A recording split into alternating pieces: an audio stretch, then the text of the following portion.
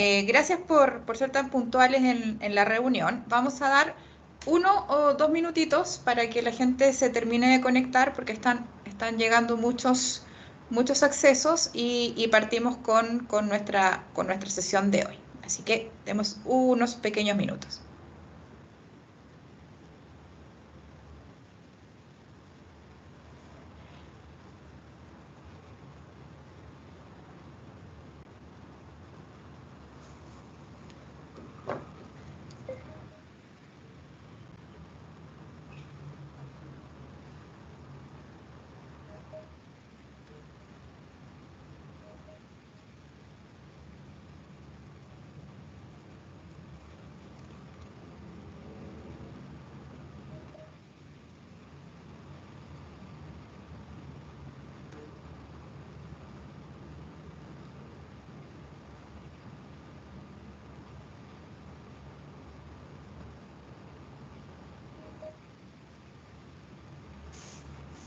Bien, perfecto. Siendo las 12 aquí en Chile con 1 minuto, entiendo que hay personas conectadas desde diferentes partes de Centroamérica, México y Latinoamérica. Primero les agradezco que se hayan conectado. Hemos estado realizando bastante difusión de esta actividad. Y en general lo que vamos a hablar hoy tiene relación con el testing continuo, pero quisimos romper un poco esa barrera de solamente probar o definir pruebas funcionales automáticas en componentes web y mobile. Sabemos que el día de hoy todo lo que es framework y todo lo que son las herramientas de automatización, como base siempre van a automatizar estos componentes web y mobile. Pero ¿qué pasa con los otros tipos de aplicaciones que nosotros a nivel de organización tenemos? Y de eso vamos a tratar el día de hoy en este webinar. Para iniciar, me presento. Bueno, ahí activé mi cámara para quienes no me conocen. Mi nombre es Karen Quijada, yo soy chilena, vivo actualmente en Santiago de Chile, pero tengo un cargo, digamos, de preventa. En este caso puse regional más que nada porque veo varios sectores dentro del mundo, tanto como Centroamérica, digamos, todo lo que es parte de Latinoamérica, y también trabajan muy de la mano conmigo dos excelentes preventas que también tal vez ustedes ya han tenido un poco de interacción, que tenemos a Armando en el lado de México y tenemos a Eberto en lo que es Ecuador y Colombia. Acá les dejé igual a nivel de un pequeño código QR con mi LinkedIn para si quieren de repente hacer algún tipo de pregunta o visualizar las cosas que vamos publicando a nivel de preventa de DevOps. Por favor, ahí se registran o se comunican conmigo.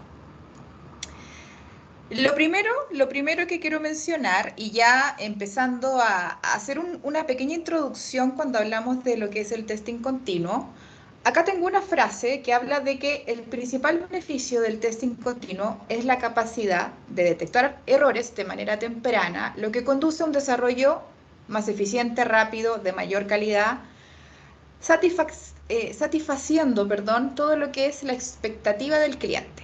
Si se fijan, en esta lámina yo acabo de destacar 2 puntos muy importantes. Uno de ellos es el detectar errores de manera temprana, y esa es una de las razones por las que siempre estamos pensando en por qué la calidad es tan importante, y ese yo diría que es la mejor definición de cuando uno habla de lo que es el testing continuo y la calidad, que nosotros estamos buscando detectar errores de manera temprana. Y por otro lado, no sé si ustedes han escuchado hablar mucho de este concepto de UX o la experiencia del usuario. También habla de que además de que queremos desarrollar de forma más eficiente, más rápido, con mayor calidad, etcétera, también estamos preocupándonos de la experiencia del usuario. ¿Qué es lo que el usuario quiere? ¿Qué pasa si yo ya no tengo defectos o tengo menos defectos en un ambiente productivo? Claramente mis clientes van a estar mucho más contentos. Si lo hablamos relacionado a lo que son las pruebas de carga y estrés, hablamos de lo mismo. Si mi aplicación es rápida, claramente mi cliente, ya sea interno o externo, siempre va a estar mucho más contento. Entonces, esta pequeña frase habla de 2 temas muy importantes. Primero, ¿Por qué nosotros trabajamos con lo que es el testing continuo y por qué la calidad siempre es importante? Es porque queremos detectar errores de manera temprana. Y por otro lado, experiencia del usuario. Ya no solamente nos importa que el defecto no lo tengamos, sino que queremos que el cliente sienta esa felicidad de estar interactuando con un aplicativo que de cierta forma les entrega todo lo que necesitan de una forma rápida, amigable y que estamos seguros que nos va a funcionar independiente del lugar o en el tiempo en que nos encontremos. Eso es un pequeño resumen. Ahora, ¿cuál es la agenda que les tengo preparada para hoy? Vamos a hablar de 4 puntos y el último, yo le puse bonus track, porque vamos a ver si logramos llegar en el tiempo a ese punto que es como bien interesante, pero nuestra agenda se divide en 4. Primero, una pequeña perspectiva. ¿Por qué? ¿Por qué hablamos del testing continuo? ¿Por qué hablamos de las pruebas no web y no móviles? Por otro lado, vamos a hablar de nuestra herramienta de Functional Testing en acción. Y aquí vamos a ver demostraciones que son demostraciones cortas que no pretenden enseñarles a utilizar la herramienta, sino que más bien lo que quiero en este webinar es que ustedes vean que existen herramientas que tienen una capacidad que nos va a ayudar a ver un big picture de todo lo que nosotros podemos utilizar o automatizar con una herramienta y cuál es la versatilidad que esta herramienta va a tener. ¿Para qué? Para diferentes necesidades. Punto 3, no estamos solos. Un punto súper importante es que toda herramienta que uno integre o considere dentro de un end-to-end de DevOps, nunca debe trabajar sola. Siempre debe ser capaz de integrarse con un ecosistema. ¿Por qué? Porque de eso habla DevOps, de automatización, colaboración, integración. Por lo que si tenemos una herramienta de Functional Testing, claramente vamos a querer que se integre con nuestro ecosistema para acelerar la entrega completa. Importante. Y el 4, bonus track, no se los voy a mencionar y los invito a que se queden hasta el final de la sesión. Partimos con el punto número 1, que habla de la perspectiva, el por qué. Acá yo tengo 4 láminas, o 3, ya no lo recuerdo, pero son pocas láminas que van a hablar de una introducción del por qué estamos haciendo esto. Y yo pongámonos a tono con el testing continuo. Primero, cuando nosotros hablamos de los tipos de aplicaciones que nosotros tenemos a nivel de organización, muchos de nosotros pueden mencionar que la mayor cantidad de mis aplicativos son web y mobile y eso es lo que actualmente estoy probando. Pero si vemos, efectivamente, una gran parte del pastel, es el 65% aproximadamente de aplicaciones que tienen las organizaciones que son web y mobile, pero vemos otro porcentaje que vamos a considerar aplicativos de escritorio y también aplicativos mainframe o aplicaciones no distribuidas o legadas. ¿Qué ocurre con estos porcentajes? Si ustedes se fijan en estos porcentajes que tenemos acá, podríamos decir, si el 65% de mis aplicaciones son web y mobile y yo tengo una herramienta para automatizar ese tipo de aplicaciones, la verdad es que estoy bastante bien. Estoy logrando un 65% de cobertura y que tal vez frente a mis necesidades o frente a lo que yo quiero realizar y propuse a mi organización, estoy bien. Pero ¿qué ocurre con estos porcentajes que son más pequeños? En general, cuando nosotros hablamos de un aplicativo mainframe, una aplicación legada, un aplicativo que lo consideramos como no distribuido, ocurre algo. En general, estos aplicativos legados resultan ser el core de mi organización.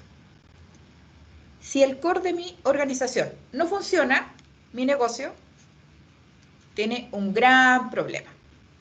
Entonces, podemos decir que el 10% de las aplicaciones que nosotros tenemos pudiesen estar en un mainframe, pero ¿qué pasa si esas aplicaciones cuando yo las modifico o intento modernizarlas se caen? Es grave. Tal vez es más grave que se caiga mi aplicación mainframe que se caiga mi aplicación mobile o mi aplicación web. Entonces, el porcentaje es subjetivo. ¿Por qué? Porque efectivamente podemos decir que el 10% son aplicaciones mainframe, el 25% son aplicaciones de escritorio o cliente-servidor, pero que cuando se caen, efectivamente el daño que van a provocar es mucho mayor que se cayeran este otro tipo de aplicaciones. Por eso es importante y por eso nosotros estamos en este webinar. ¿Por qué? Porque ese porcentaje menor puede causar mucha pérdida de dinero a nuestra organización. Y claramente cuando las organizaciones o cuando las áreas ven que nosotros funcionamos muy bien, pero ese 10% se cae, ustedes ya saben lo que ocurre. Nos van a criticar por ese porcentaje. Entonces, punto importante. ¿Por qué estamos haciendo este webinar? Por ese porcentaje que, si bien no es tan alto, es sumamente importante y crítico. Bien, cuando hablamos del testing continuo, claramente tenemos diferentes tipos de beneficios. Y si nosotros vamos a visualizar todo lo que hablan cualquier tipo de organización, cualquier tipo de marca, vendor, partner, etcétera, siempre vamos a hablar de los beneficios. Que, por un lado, el testing continuo va a entregar y va a identificar problemas de forma temprana y nosotros decimos, eso es correcto. ¿Por qué? Porque estamos probando antes de entregar a producción y es una consecuencia de los beneficios del testing. Por otro lado, la retroalimentación. El día de hoy todo lo que es testing es transversal. Antiguamente solamente las áreas de QA probaban. El día de hoy prueba el desarrollador, prueba el QA y prueba también el usuario de negocio. Es decir, todos vamos probando o vamos enriqueciendo la prueba desde el inicio hasta que ponemos un aplicativo en producción. Por otro lado, mejora claramente los tiempos porque añadimos lo que es la robotización, automatización o el concepto de tener algo que se ejecute solo de forma automática todas las veces que nosotros queramos. Y el último punto es que el testing continuo, cuando nosotros hablamos de un ecosistema de DevOps, donde nos preocupamos de la integración continua, del despliegue continuo, de el aprovisionamiento de ambientes, etcétera, cuando nosotros incorporamos lo que es la calidad dentro de un proceso de CI/CD, también claramente aumenta nuestra aceleración de entrega, la automatización, colaboración, que es parte de lo que nosotros llamamos una filosofía DevOps o DevSecOps o todos los nombres de Ops, Dev que han aparecido directamente en el mercado. Beneficios, yo creo que todos ustedes lo saben. Pero viene la parte fea, la que no nos gusta mucho, que es cuál es el costo del testing continuo. Si fuera tan fácil, si esto fuera fácil, cuando nació DevOps, digamos que esto ya 15, 20 años atrás, bastante tiempo, lo más probable es que si esto fuera fácil, las organizaciones dirían, yo ya tengo absolutamente todo listo. O sea, yo ya tengo actualmente un testing continuo implementado. Pero todos sabemos que es costoso, que hay un costo que no necesariamente siempre tiene que ver con las soluciones tecnológicas. Sabemos que a nivel de herramientas, a nivel de mercado, y yo en particular no puedo taparme, digamos, los ojos y decirles que el ecosistema no hay herramientas open source, libres, etc. Incluso muchas organizaciones trabajan o crean elementos in-house para poder cumplir con sus necesidades. Entonces, el costo del testing no solamente va a estar ligado con herramientas tecnológicas, por lo que para mí el concepto de la herramienta, de las herramientas a nivel del costo del testing es un poco subjetivo porque claramente vamos a tener herramientas open source, vamos a tener herramientas pagas y aquí podemos entrar en una discusión importante que habla de herramientas gratis no tienen costo de licencia, herramientas pagas tienen, como dice acá, un costo de licenciamiento, pero también tenemos que ver cuánto nos cuesta implementar una herramienta free y cuánto nos cuesta implementar una herramienta World Class. Tal vez una tengo que customizarla 100% y eso me toma 3 meses, y esos 3 meses de 10 personas en dinero significa bastante dinero. Y si esas personas se van, tengo que contratar nuevas para seguir alimentando esa herramienta tal vez free. O tengo una herramienta World Class que me dan una capacitación y que tal vez es más fácil leer. Por eso les digo, acá, es subjetivo, pero depende de la visión de cada empresa. Unos me van a decir, prefiero el open source, es más fácil, y toda mi gente ya viene con esa mentalidad. Por eso es una discusión que podría ser para largo tiempo. Otro tema importante cuando uno habla del costo del testing es no solamente las herramientas, sino dos componentes importantes, que es el recurso humano, las personas, y la preparación de estas personas. Porque a veces nosotros decimos, hay que cambiar todas las personas para poner personas que sean especialistas o que tengan la visión de DevOps en su ADN. Pero esas personas que nosotros contratamos nuevas no tienen la visión del negocio, que sí la tienen las personas que tal vez no están capacitadas y todavía no saben de la gestión ágil, etc. Nuevamente, ¿cómo lo hacemos? ¿Qué es la mejor o cómo es la mejor inversión para nosotros? El costo, número 1, orientado a las herramientas. Número 2, orientado a la preparación de nuestros equipos y de las personas que van a llevar a cabo esta interacción o van a ser los actores dentro de este testing continuo. Y por otro lado, y como punto número 3 dentro del costo, está el concepto de la infraestructura y por otro lado, el concepto de que una empresa no tiene solamente una herramienta, sino que tenemos un tool chain bastante grande con diferentes soluciones y que tenemos que pensar que todos estos componentes tienen que conversar entre sí. Entonces, el costo está focalizado en 3 componentes: las herramientas, las personas y la infraestructura. Y por eso muchas organizaciones el día de hoy no pueden llegar al testing continuo al 100%. Porque a veces podemos decir, yo tengo testing, tengo un porcentaje alto de pruebas, pero no llego al 100%. ¿Por qué? Estas son algunas de los gatillantes o de las capacidades que nos falta tal vez profundizar para llegar a eso. Y como último punto, ¿cómo yo disminuyo el costo? Que esto quiere decir que no hablamos solamente de no tener soluciones, de no capacitar a la gente y de no tener la infraestructura. No.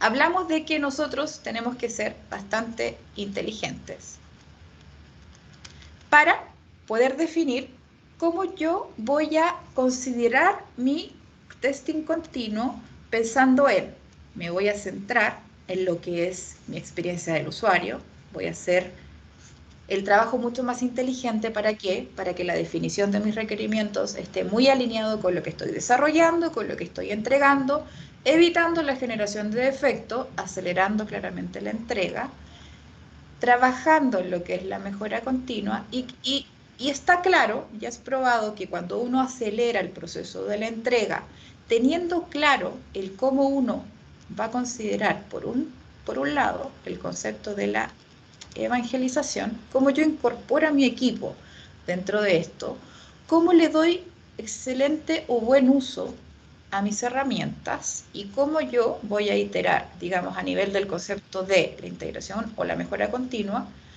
Si yo o si nosotros de forma inteligente hacemos una planeación o una planificación de cómo queremos utilizar las herramientas, qué vamos a cubrir, cómo lo vamos a hacer, cómo vamos a hacer la utilización de las licencias, cómo yo puedo tener una licencia de ejecución y de creación de pruebas, que la utilizo en la mañana, ¿por qué no ejecuto mis pruebas en la noche y reutilizo licencias? ¿Cómo yo reutilizo a mis personas que saben del negocio y las capacito en una herramienta sin la necesidad de cambiar el personal? Entonces, digamos que cuando uno habla de la disminución del costo, habla también de cómo nosotros planificamos, trabajamos inteligentemente hacemos una reutilización. Aquí entra también el concepto de la nube, disminución de infraestructura, la disminución de la huella de carbono, el famoso Green Ops. Digamos, hay muchas cosas que uno puede trabajar que no necesariamente van ligadas a herramientas tecnológicas, que nos van a ayudar a tener una visión mejor del costo y poder optimizar de cierta forma también lo que es el famoso retorno de inversión. No se lo voy a explicar en esta sesión, pero hay cosas que uno puede hacer y no necesariamente debemos decir, no puedo subirme a este barco porque no tengo el dinero, sino que uno debe ser muy inteligente en cómo genera fases de implementación y cómo vamos obteniendo madurez. No podemos tener todo en el minuto, digamos, en el punto cero, sino que tenemos que generar fases, definir qué es lo más importante para nosotros, etc.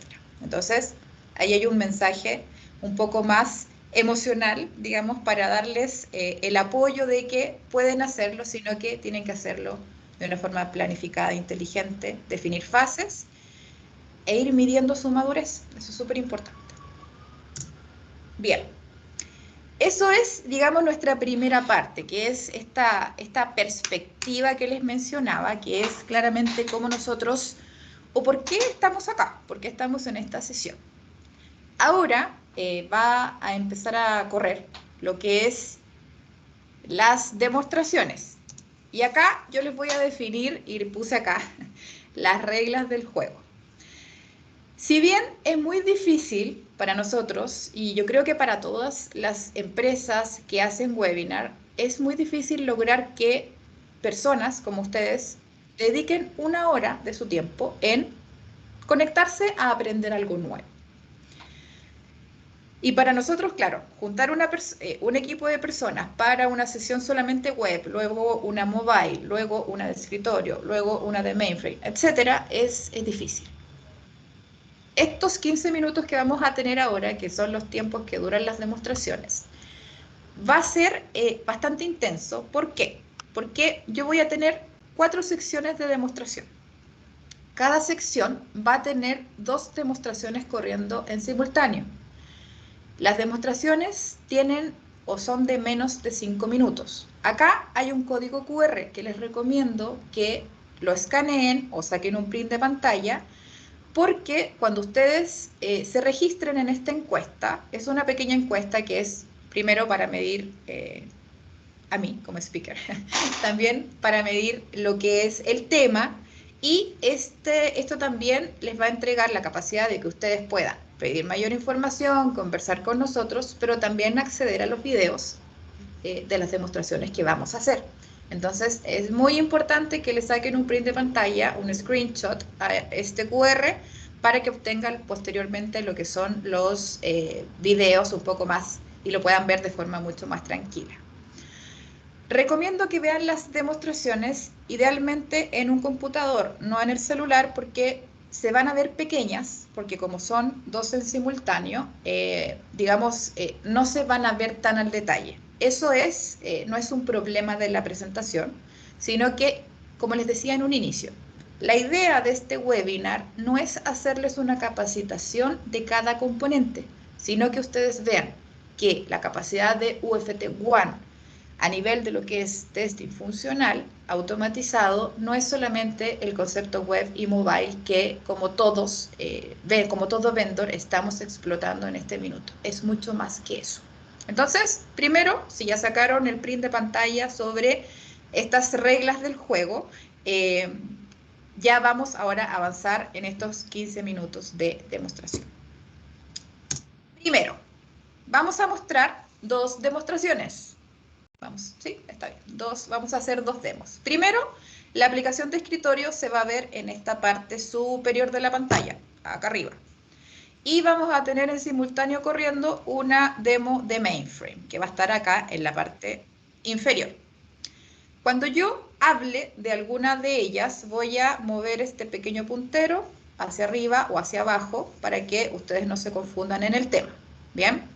Eso va a ser en las 4 secciones que voy a ir mostrando. Espero que la internet me acompañe para que los videos no se pongan lentos, pero ya saben, se los vamos a enviar. Regístrense en el QR que les mandé para que puedan tener toda la información. Iniciamos. Cuando nosotros hablamos de UFT-1, lo primero que el producto nos va a pedir siempre es esta capacidad de definir cuál es la librería que vamos a utilizar para automatizar. En la parte superior, cuando es una aplicación de escritorio, vamos a interactuar con un add-in que se llama WPF. Cuando interactuamos con un mainframe, trabajamos con lo que son terminales o terminal emulators, que es el nombre que tiene el add-in. Siempre nosotros tenemos que al iniciar definir este tipo de librerías. En la parte superior yo escojo cuál es mi .exe o cuál es mi aplicativo de escritorio que voy a automatizar, y en la parte inferior nosotros tenemos compatibilidad con diferentes terminales para definir si yo quiero interactuar con un mainframe a través de un Reflection, a través de un Rumba, a través de algún terminal específico de mainframe. Entonces, primero es esa configuración. En la parte superior ya vemos que nosotros estamos haciendo un recording o un record and play de una aplicación de escritorio. Y por cada paso que yo voy realizando en la parte superior, se está generando un registro, que es un objeto que estamos reconociendo a nivel de sus características de propiedades, digamos, todo lo que son sus propiedades nativas, sus propiedades específicas, etc. En la parte inferior hacemos exactamente lo mismo. Cuando configuramos el terminal que vamos a utilizar, luego de eso hacemos el recording si UFT-1 está correctamente configurado. Cuando yo comienzo a navegar por este terminal, él, como ven, comienza también a registrar cada uno de los pasos que nosotros estamos realizando. Y una vez que hacemos la grabación, él se empieza a ejecutar y empieza a correr todo lo que nosotros le enseñamos, tanto a nivel de aplicación de escritorio, que lo vemos en la parte superior, como lo vemos en la parte inferior también a nivel de una prueba mainframe.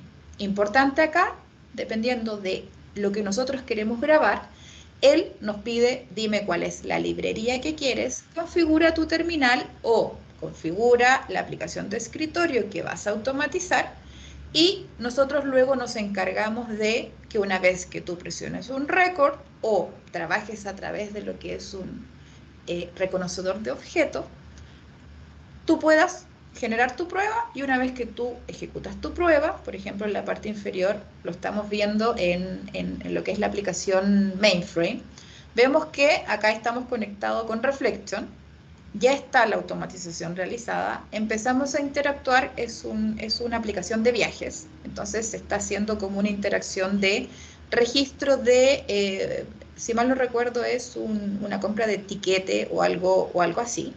Y en la parte de arriba también vemos que esto se está ejecutando. Entonces, lo mismo, aplicación de escritorio para reserva de vuelo, en la parte de abajo, aplicación mainframe, reserva de vuelo, pero desde un terminal.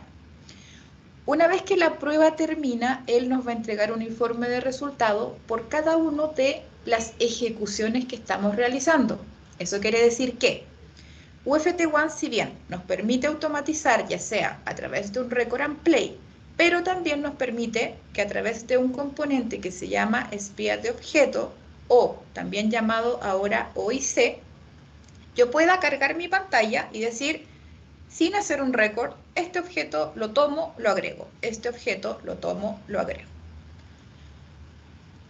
El informe de resultado y la interacción de UFT-1 permite que ustedes trabajen con datos de prueba, que puede ser conectarme directamente a una base de datos, por ejemplo, o hacer una carga, digamos, desde un archivo. Él toma el dato de prueba, por ejemplo, 100 datos, él ejecuta 100 veces la prueba, ¿ok? Esto es cuando hablamos de soportabilidad de aplicación de escritorio y soportabilidad dentro de lo que es un aplicativo mainframe. Continuamos. Otro tipo de aplicaciones que también es usual querer automatizar. Por un lado, aplicativos como un Oracle Forms, aplicativos, por ejemplo, como un Power Builder, lo mismo. Parte superior, vamos a ver Power Builder, parte inferior, vamos a ver Oracle Forms en funcionamiento.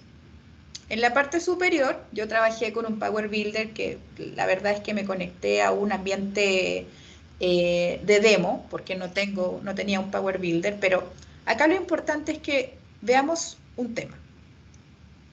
En la parte superior yo estoy cargando un formulario X, de hecho es un Standard Theme, pero aquí lo importante, como les decía de la sesión, es que ustedes vean que UFT1 puede reconocer ese objeto, esa lista, ese componente, para poder yo llevarlo a una prueba automática.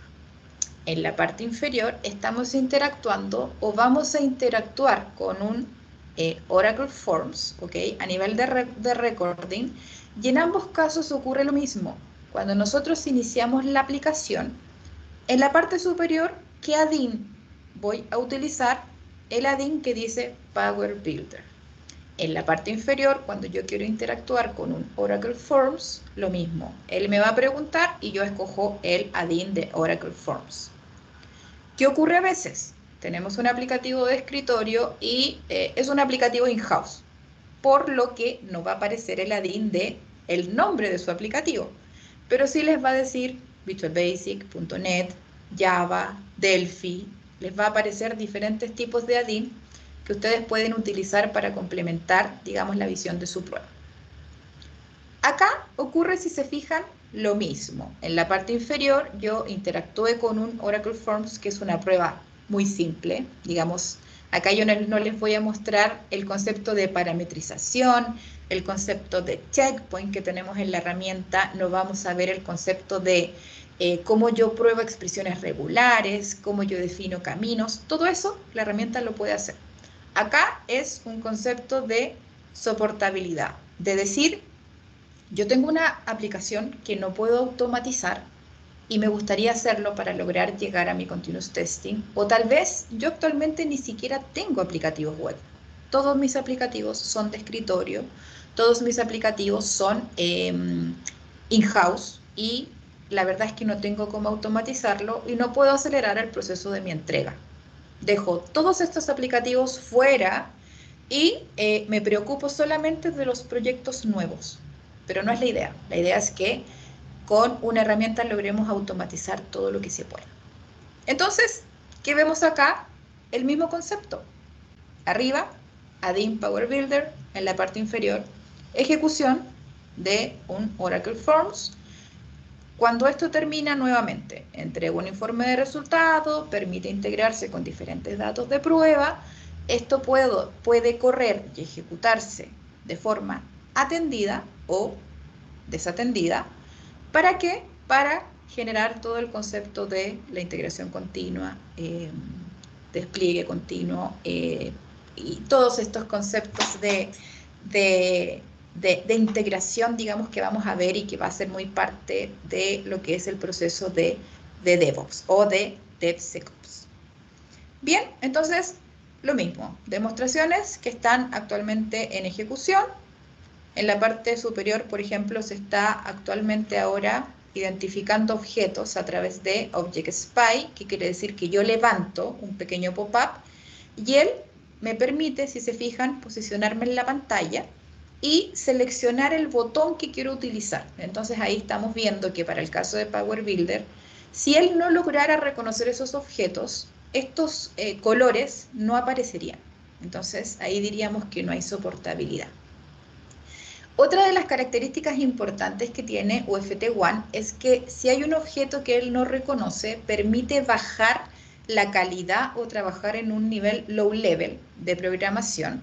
Entonces también nos permitiría automatizar. La verdad es que UFT1 es una herramienta que es bien versátil en ese sentido. Continuemos. Ya llevamos 2 secciones, nos quedan 2. Ahora vamos a ver lo que ocurre en el backend. Entonces, hay punto importante. En la parte superior vamos a ver APIs. En la parte inferior vamos a ver base de datos. Y ahí vamos a decir, ¿pero qué voy a probar ahí? Y ahí yo les voy a dar 2 ejemplos que van a ocurrir nuevamente en simultáneo. Cuando hablamos de automatización nos preocupamos mucho del frontend. Pero, ¿qué ocurre con el backend? También hay que probarlo, también hay que generar automatización de pruebas sobre APIs y sobre conceptos como una base de datos. En la parte superior, ¿qué vamos a hacer? Vamos a interactuar con servicios. Entonces, acá en la parte superior, cuando creamos la prueba, nosotros generamos un nuevo script, pero sobre una API. Y él nos dice, ok, dime cuáles son tus URLs o tus WSDLs de la API y dime qué método específico quieres probar. Acá no hay una aplicación. Yo quiero solamente interactuar entre una API, un servicio A. Quiero pasar parámetros al servicio B y quiero ver si los servicios internamente funcionan. Esa es lo que define la prueba número 1 de arriba. En la parte número 2, que es la prueba funcional de la base de datos, por ejemplo, acá en la demo que estamos viendo en la parte inferior, yo estoy comparando dos bases de datos distintas, o dos data source, o dos instancias diferentes, donde voy a definir condiciones. Por ejemplo, pensemos que en la prueba superior de APIs hicimos una interacción de creación de alguna orden de compra, por ejemplo. Entonces, ejecutamos el servicio 1, le pasamos parámetros al servicio 2 y queremos ver que eso quede ok. A nivel de servicio funcionaron ok, no hubo ningún tipo de error y pasaron correctamente. Pero también, si yo quisiera validar que si ambos servicios tocan dos instancias diferentes a nivel del almacenado de datos, por ejemplo, yo podría decir, validemos que mi primera base de datos, cuando yo comparo la descripción, bueno, la demo de que está acá abajo es por nombre de usuario, pero pensemos que es el nombre de mi orden. Entonces, yo digo, validemos que cuando se ejecute un criterio específico, yo voy a validar que ese dato, esa descripción específica que pudiese ser tal vez mi nombre, Karen, cuando yo voy a la segunda base de datos, por ejemplo, también sea Karen. Porque ¿qué pasa? A veces los servicios, cuando nosotros los utilizamos, generan espacios vacíos adelante y atrás. Y cuando nosotros avanzamos en nuestro proceso y hacemos un comparativo y no tenemos un trim o un LTrim o un RTrim, nos da error. Y nos pasa que después no sabemos qué pasa, vemos que la API a nivel funcional funciona correctamente, los datos y los registros existen en la base de datos, pero no hay igualdad. Entonces a veces puede ser un simple espacio. Entonces, cuando hablamos, por ejemplo, de un comparativo a nivel de base de datos, si se fijan acá, en la parte inferior que justo mostró el informe, dijo, los nombres son diferentes, pero eran realmente distintos. Entonces, acá tenemos un concepto de prueba relacionado a lo que es el backend, que también es muy importante probar. Sección número 3, nos queda una. El famoso SAP. Y acá, como yo me rehúso el día de hoy a hablarles de web, todo lo que están viendo son aplicativos, GUI, o acá también es GUI, pero relacionado a un business process. En este caso es lo mismo. Tenemos dos demostraciones. La parte superior es una interacción con SAP GUI, tal cual, que es una prueba GUI test. GUI test significa que es una prueba front-end. Y en la parte inferior tenemos lo mismo, la diferencia es que si se fijan existe o aparece un pequeño diagrama, un pequeño flujo, donde lo que se hace en esta demo que está en la parte inferior, que es como un poco más inteligente, es separar por proceso de negocio. Pero en general en ambos casos es lo mismo, se interactúa con un add-in cuando nosotros ingresamos a UFT One, que se llama, bueno, acá, se llama SAP, que puede ser GUI, SAP Web, digamos, también permite automatizar sobre las APIs de SAP, y ocurre lo mismo. Cuando yo genero mi recording o mi identificación de objeto, voy navegando sobre mi aplicativo. En la parte superior vemos que estamos haciendo un record. si se fijan, aparece un pop-up que va registrando los objetos que se van almacenando. Vemos todas las propiedades de estos objetos que quedan almacenados en un repositorio de objetos que se llama Object Repository. Y ahí aparecen propiedades, definiciones de parámetros dinámicos, etc. UFT1 permite que ustedes trabajen con parámetros o con objetos dinámicos que van cambiando en el tiempo, con tablas, calendarios, digamos con diferentes tipos de componentes dentro de la aplicación que a veces nos ocurre que pueden ser un poco complejos. Nosotros tenemos un competidor que también está el día de hoy interactuando con todo lo que son aplicativos SAP.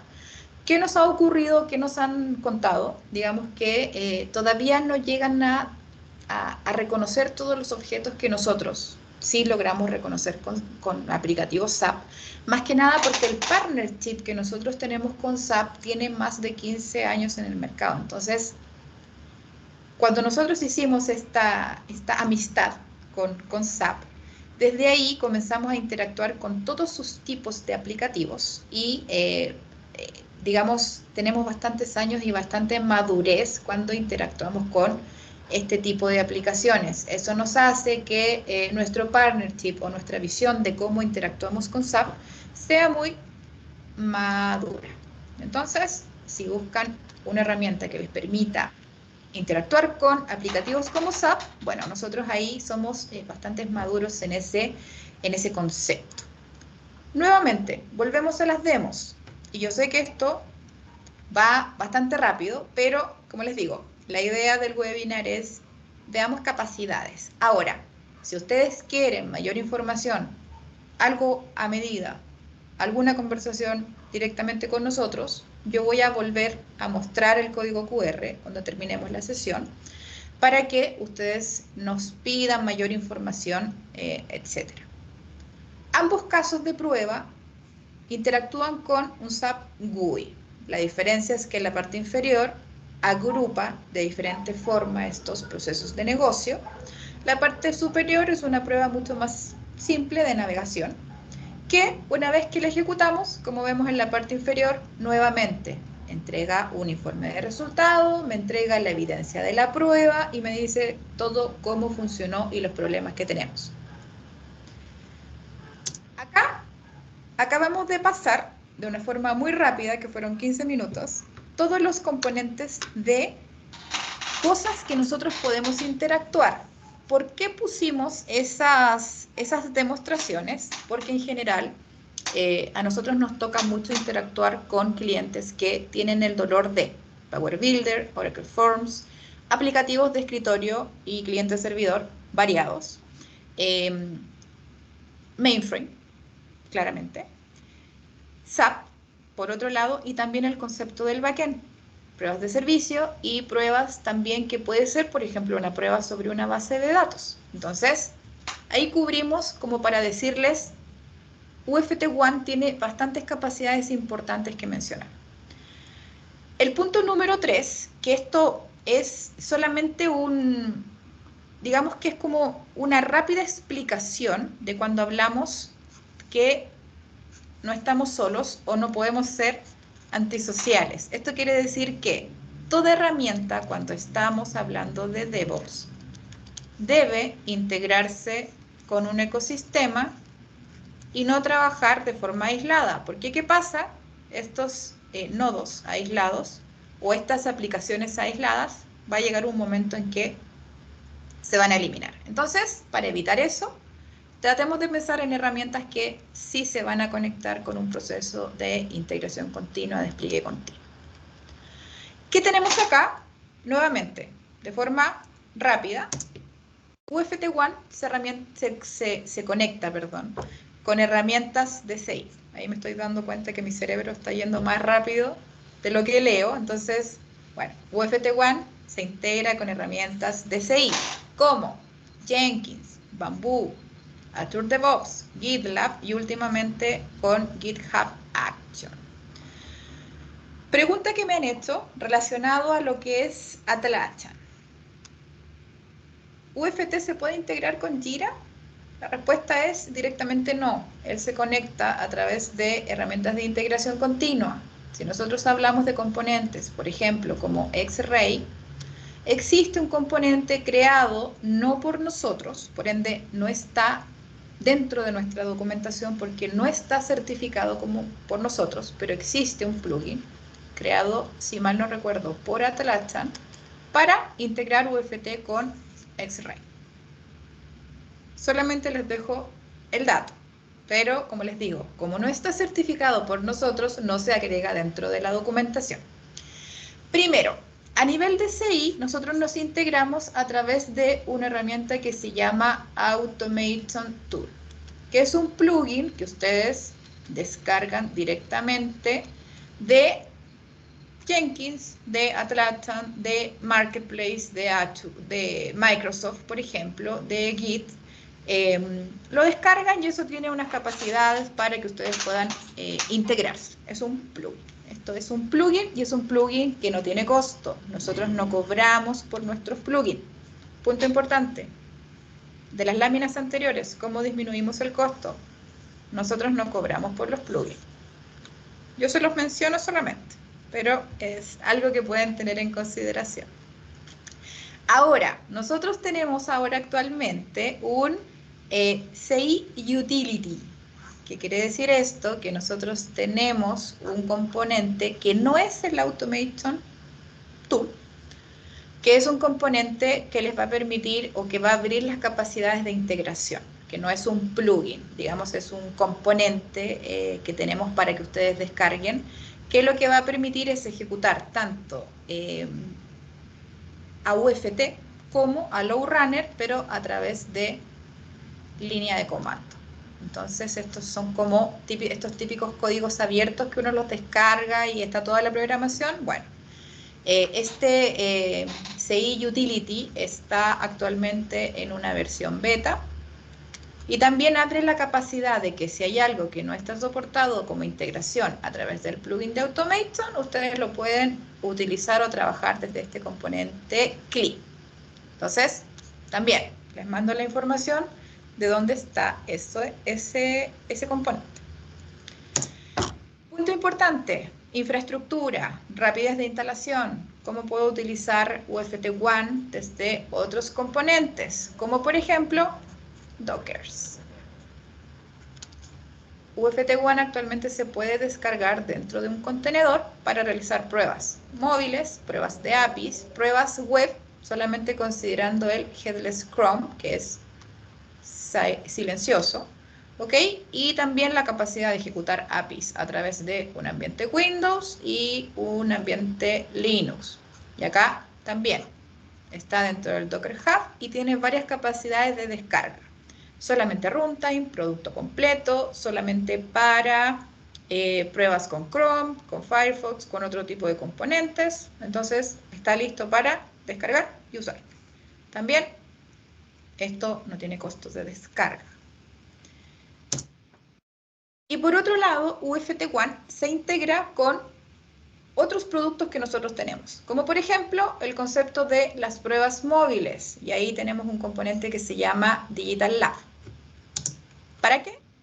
Para integrarse con aplicativos móviles, para integrarse con browsers en la nube, para integrarse con nubes privadas, con nubes públicas y con emuladores. Como les dije, no voy a hablar de mobile y de web, pero digamos que UFT One va a tener esa capacidad de integrarse con Digital Lab para realizar pruebas sobre estos distintos componentes. Otro punto importante, el famoso backend. ¿Qué pasa con mis pruebas de APIs? ¿Qué pasa si no tengo la disponibilidad del servicio? Se integra esta herramienta con un componente o un producto que nosotros tenemos que se llama Service Virtualization, que permite aprender sobre servicios, descubrir servicios y diseñar servicios. Eso quiere decir que es más que un mockup. Y por otro lado, UFT One se va a integrar con herramientas de gestión de ciclo de vida, donde va a permitir que, en nuestro caso, tenemos una herramienta que se llama Valuet, que es en la nube, que va a permitir generar administración, digamos, del ciclo de vida, gestión de lo que es la calidad, manejo de los defectos y la integración de los dashboards para saber cómo mis automatizaciones están siendo administradas, gestionadas a nivel de test management, cómo voy a evidenciar y gestionar mis defectos y cómo voy a visualizar el cómo vamos. ¿Ok? Punto número 3. Y nos quedan aquí 10 minutos de sesión. Lo que no les conté, y aquí lo vamos a pasar también un poco rápido, pero importante mencionarles lo siguiente. Cuando nosotros hablamos de el testing en el tiempo, hablamos de que desde el día 1 hasta el día de hoy queremos automatizar lo más posible. Y eso lo acabamos de evidenciar en las demostraciones que acabamos de ver. Por otro lado, se está potenciando mucho lo que es el concepto del shift-left testing, que quiere decir que el dev debe o puede probar. Y por otro lado, también hablamos de que la inteligencia artificial es el día de hoy una necesidad. Y les voy a contar rápidamente por qué.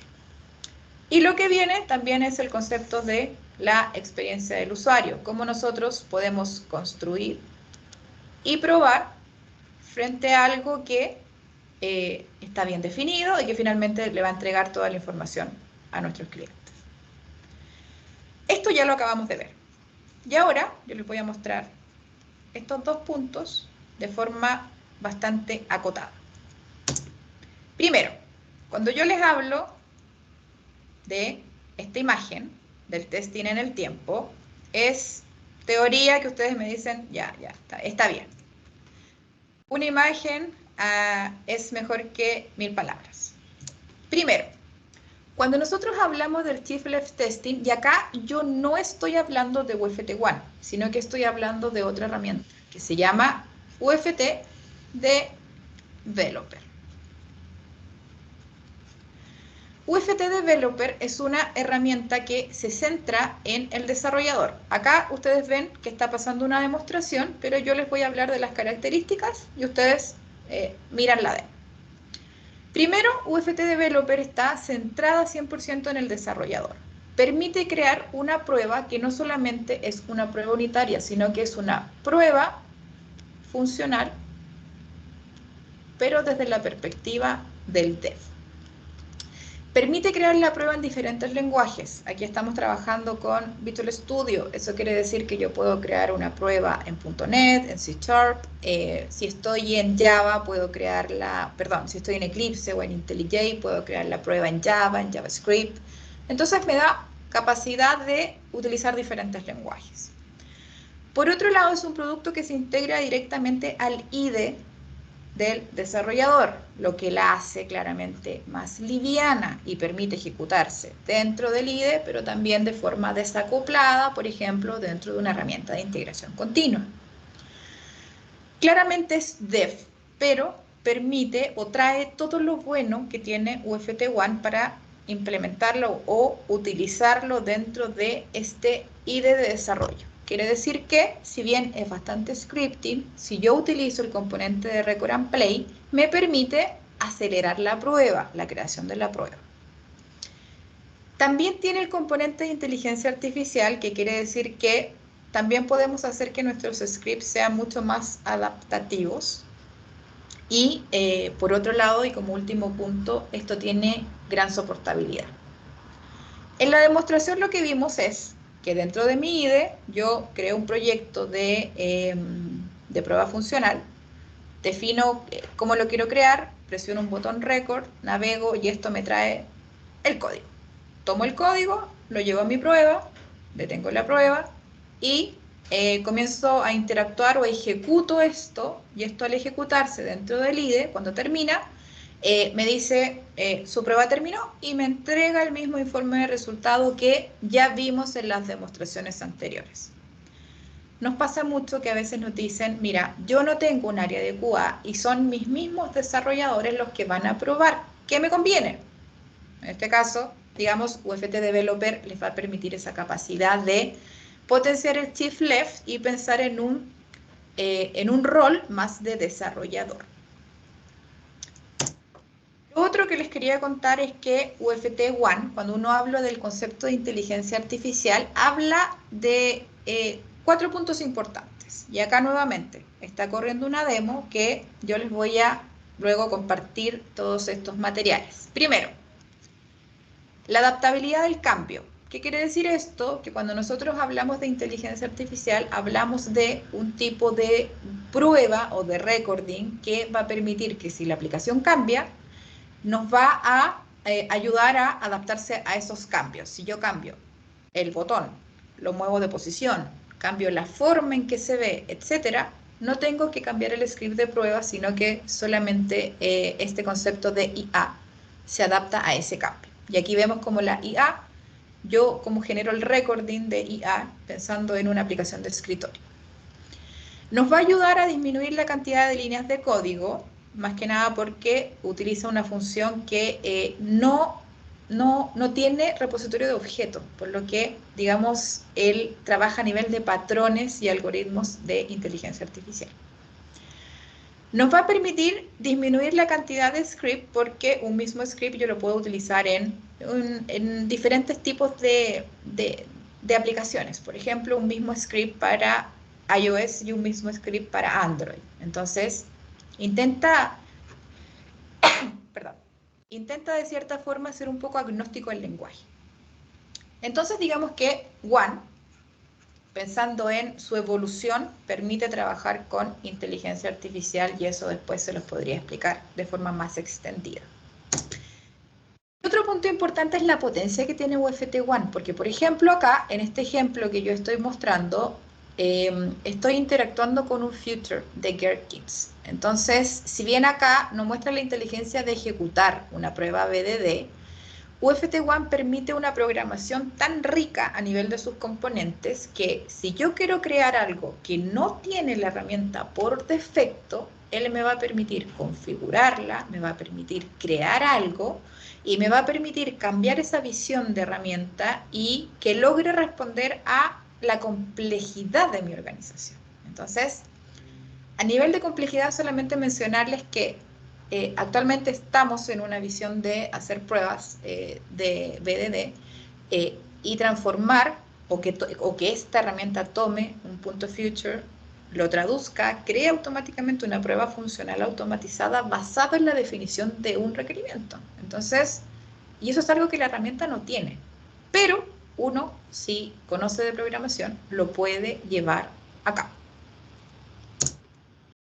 Bien, para terminar, solamente comentarles que no olviden y por favor, si pudieron descargar el código QR, es importante mencionarles que si quieren mayor comunicación o interactuar con nosotros, no olviden que somos un equipo de profesionales que estamos en diferentes partes del mundo, que para nosotros DevOps no es solamente una herramienta o un conjunto de herramientas, sino que tiene que ver mucho con una definición consultiva de ayudarlos en cómo identificar este tema de las fases. Y por otro lado, yo en particular siento mucha pasión por mi trabajo y eso quiere decir que queremos mostrarles que ustedes puedan ver que podemos llegar muy lejos si trabajamos en conjunto. Así que muchas gracias, nuevamente les dejo el código QR en pantalla y por favor si necesitan algún tipo de información adicional no duden en contactarnos. Así que muchas gracias y que tengan una excelente tarde. Gracias.